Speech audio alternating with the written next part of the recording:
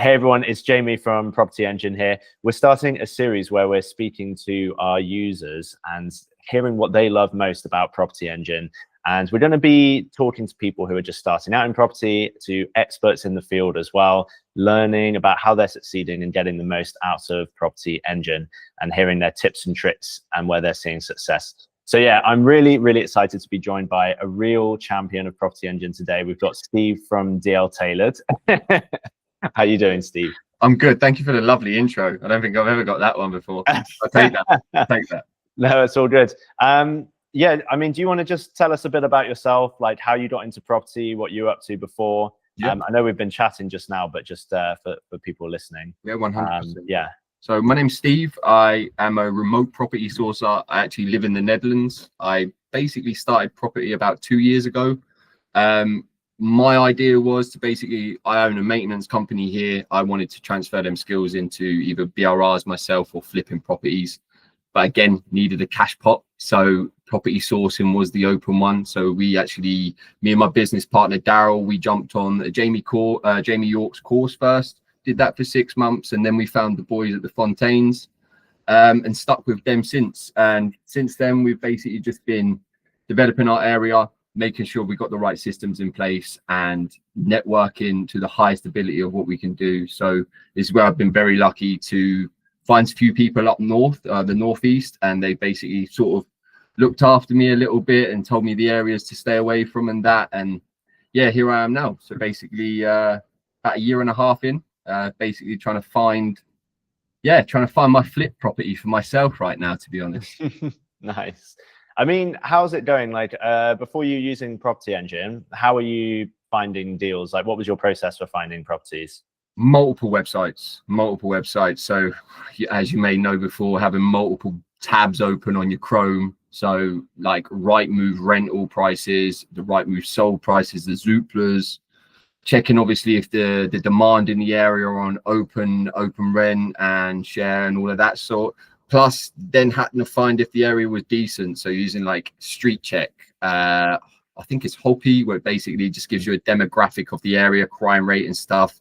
So using about 6 or 7 websites, like to basically construct your decision to see if that property or if that deal is actually doable. And then I don't know how we found PropertyEngine. I think we were with someone and they mentioned it. So about a year and a half ago, we just basically jumped on it and we haven't looked back since. So having that email when I finish work at the end of the day of like a fresh 46 properties to look at is my lifesaver, because as like I said before, I was very stuck on trying to find an area and being able to then just lock it off where my builder is. I have a certain area locked in.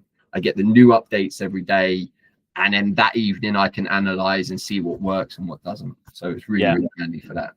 Yeah, that's cool. I mean, yeah, we love the email alerts. It's one of the most used bits. Are there any other like tools and parts of property favorites?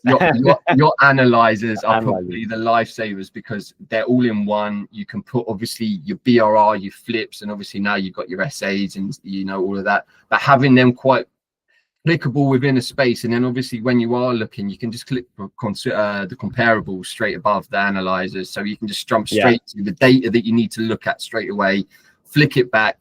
Other than that, I'd have been flicking through Rightmove Plus and then trying to go to the sold prices and then trying to put it in my analyzer. It all works. And like me and my business partner, we've even checked all of the extras that come through, like when you got the, say on a bridge, making sure all the prices, and they're always bang on. Like we really don't have any sort of defer on numbers, which is always good. And like I was just speaking to Jamie a minute ago, was the bit at the bottom with the graph. It's sort of just giving us another analyzer. But being able to compile that into one brochure was one of, I think that was our first little fiddle when we got on PropertyEngine like a year and a half ago. Hey, we can do this then. We can get all of this, and then we could put our own, put the logo on it ourselves. Yeah. And I spoke to you probably a couple of months ago where you've got now the new off-market one, and we haven't dipped into it, but that direct to vendor letters seem really, really good. Yeah, but I've got to still twist my business partner's arm to put 90 quid subscription on there at the moment. So. Yeah, nice. But yeah, we're actually working on a lot of new stuff with the letters as well, so that's exciting. So definitely watch this space. Because I heard from, well, I think you were on the call the other day, and something like 7p a letter or something like that, wasn't it? How much was it? No, it's 77p a letter. 77. Yeah, I thought 7. I wish it was 7. Not bad. Unfortunately, our provider, they don't do it for 7p, but it would be nice. You'd be able to smash nice. them letters out. Eh? No, but even that, you think about the time that you would put in trying to do them direct letters, sitting there, folding them envelopes, putting a stamp on if you needed to, if you weren't walking the streets. And now you can just kind of compile that data, or that.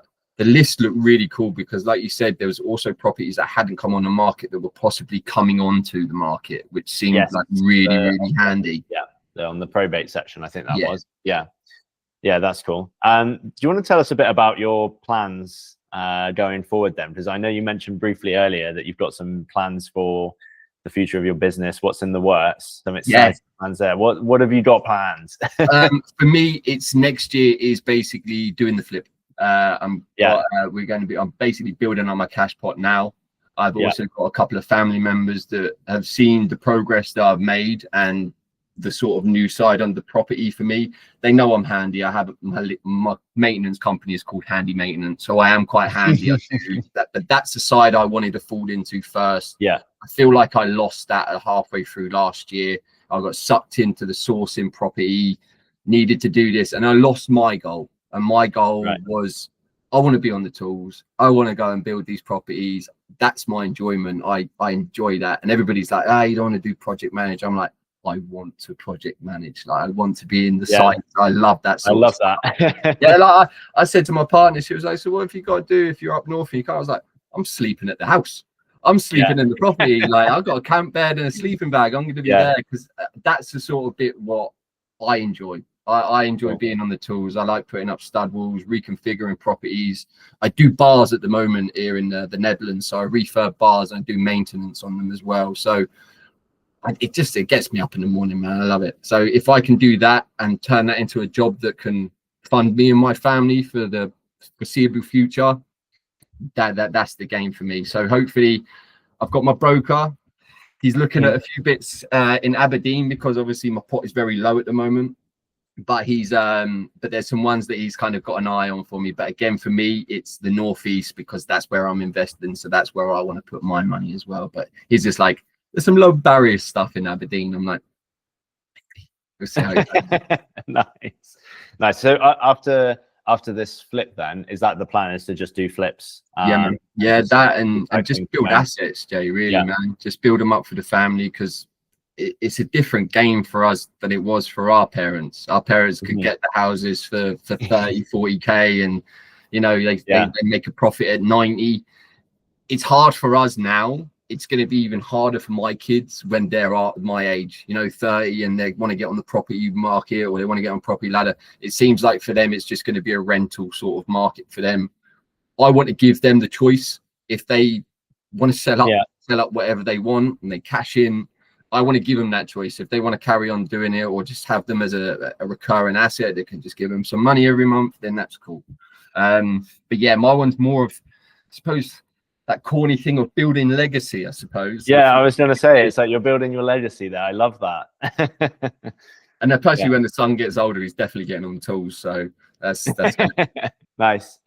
What would you say to someone who was like starting from scratch today? Because obviously you've gone through the kind of learning with the training that you've done, you've played around with different tools and things like that. What would you say to someone who was starting from scratch? How would you set up the process for getting the fastest success possible? For one, not put too much pressure on yourself, and try not to look at other people's progression, because that can take the nick out of you a little bit. But I think for starting up, first get educated, because you need to know what you are talking about. You need to understand what the markets are at and different strategies as well. Like, I've gone through a lot of strategies in a lot of areas where one just didn't work in the area, and the strategy didn't work there too. It's fanning it out. But I think for someone starting out, education, I'd probably say get these sort of tools that we're on now, like the PropertyEngine, where it's all in one, because there's a lot of the stuff, it is sort of step by step. You can do it through your analyzer and you can work it out if you didn't have a mentor or anything like that. But I definitely think baby steps with it all. Definitely get some sort of education, and yeah, don't put yourself down so much, man, because I've definitely been in my head. Like last year, I was in my head with trying to find and source properties, and I was like, that isn't what I want.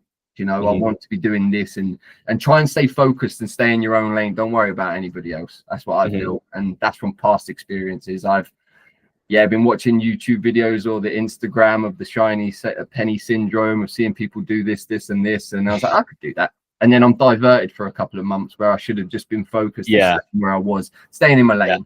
And definitely get yourself tools, educate, just be confident, and just don't worry too much, man. That's probably the best one. I love that. Yeah, no, that's good. I mean, what would you say to people who aren't necessarily utilizing tools like PropertyEngine at the moment, you know, who are just using something like Rightmove or, you know, spreadsheets? I'd say you're wasting a lot of time.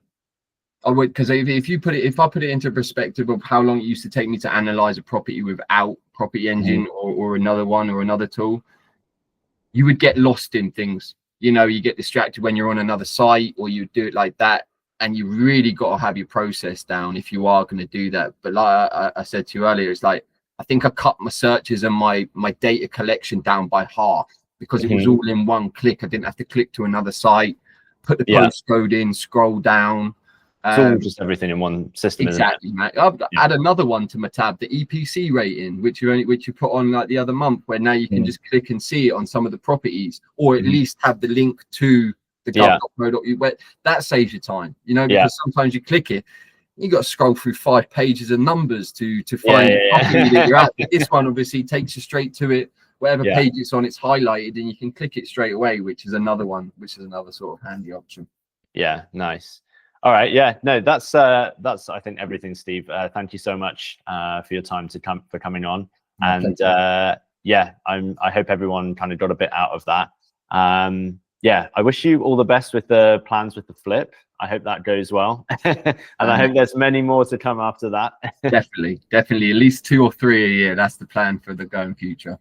That's awesome. All right, and thanks to everyone for listening as well, and we'll catch you on the next one. And thanks again, Steve, for coming on. Thank you very much.